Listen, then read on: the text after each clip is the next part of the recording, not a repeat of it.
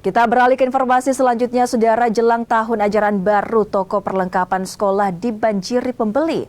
Perlengkapan sekolah seperti baju seragam melonjak tajam, baik di pengecer maupun grosir. Sejumlah toko penjualan seragam sekolah di Pasar Grosir Butung, Makassar mulai kebanjiran pembeli.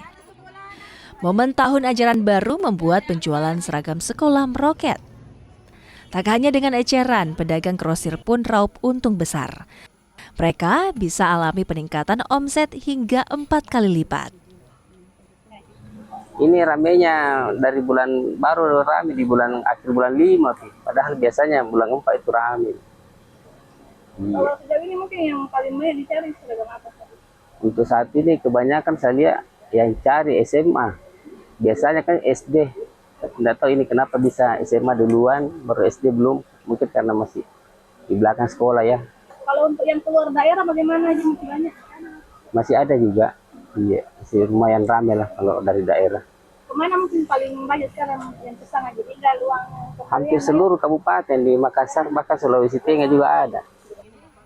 Untuk harga satu pasang seragam sekolah dibanderol mulai Rp90.000. Khusus para pedagang grosir, barang mereka bahkan telah dikirim ke sejumlah daerah di luar Makassar. Nila Rustam, Kompas TV Makassar, Sulawesi Selatan.